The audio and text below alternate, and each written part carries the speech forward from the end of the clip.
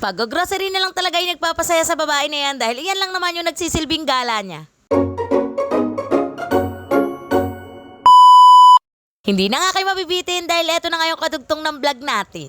Ipagpasok ko nga pala dyan sa grocery store ay hinanap ko na nga yung mag-daddy at alam ko na nga kung nasan sila dahil wala nga sila dyan sa bungad at nandyan nga sila sa bilihan ng snacks. Yun, nainis pa nga ako dyan sa mag-daddy dahil hindi nga ganyan mag-grocery si ate girl. Nag-grocery kasi ang babaeng to ay inuuna niya nga muna yung mga pangunahing pangangailangan sa bahay at hindi yung mga ganyan. Alam kami nag-grocery ng ganyan na napakarami talagang snacks dahil kapag ako nag-grocery hindi talaga ako kumukuha ng mga yan. Diba ang taray healthy living yarn? Iiwasan ko kasi talagang bumili ng mga junk foods mga ate ko dahil gawa nga ni Iya. Kakain lang talaga si Iya ng junk foods kapag nabibigyan ng mga kalaro. Kaya naman bumibili ng hindi ko nakikita. O siya, mabalik tayo dahil nandiyan na nga yung bungangera ng tahanan. Ilaw pala ng tahanan, ayan, at puro yung mga kailangan lang talaga yung kinukuha. Ubos na nga yung mga seasoning sa kusina, wala na talagang gagamitin pang luto kaya ayan, kumuha na nga kami ng malalaki. Muha nga din pala ako ng palabok mix dyan dahil magluluto nga ang babae na yan ng palabok. Din ako ng aswete para may pampadagdag kulay. Isa pa nga tong mga wow pasta sa mga grocery list namin kapag kami ay namimili dito sa Lianas. Lang kami nakakabili ng mga wow pasta dahil wala nga sa ibang grocery store kagaya ng Osay Bat Dali, kaya naman Osay Bat Dali, maglagay na rin kayo ng ganyan.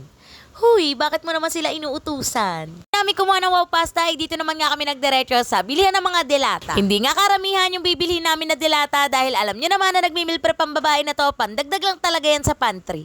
Huy, anong pantry, hindi kayo mayaman, ti? Basta ang alam ng babae na yan kapag may cabinet tapos puno ng grocery, pantry na nga yung tawag doon.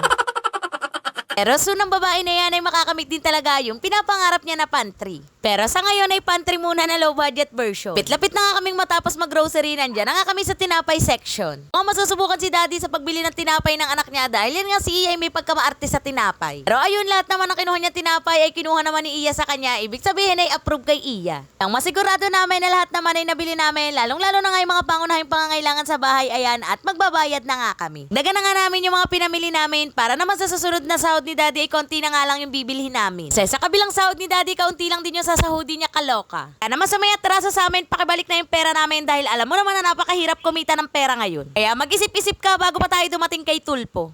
Huy, bakit nasama na naman si Tulpo? Tapos na nga ang daddy magbayad at shoutout nga dyan sa dati niyang katrabaho. Talabas nga pala ng grocery store na yan ay merong big brew, kaya yan, bibili nga muna kami para nga doon sa dalawang pinsan ko. After doon, ayan, dumaan lang kami sa bilihan ng bigas at ang daddy naman ay bumibili nga dito sa may talipapa. Nasabi ko sa inyo na pagkasahod ay agad-agad ding nagpa-par away yung sahod. Pakaraming gastos, iyan yung hindi maintindihan nung may atraso sa amin, akala yata mapeisra kami kaya ginawa sa amin yun. O siya, fast forward habang namimili nga ang daddy ng mga gulay, ayan, at bumili nga muna ako ng kwek-kwek pati na rin nga ng maiinom. Bumibili nga ako niyang kwek-kwek at inumin ay meron nga bata na kulbit ng kulbit sa akin at ang sinasabi ay nagugutom na nga daw siya. Kaya ayan, sa maliit na halaga ay sana naman ay mabusog nga siya dyan. At dalangin ko na paglaki niya sana maging successful siya at maging blessings din siya sa iba. Fast forward, nakarating na nga kami ng bahay at thank you Lord po sa lahat ng to. O paano, hanggang dyan na lang muna, i-follow nyo yan siya para sa mga next mini vlog. Bye!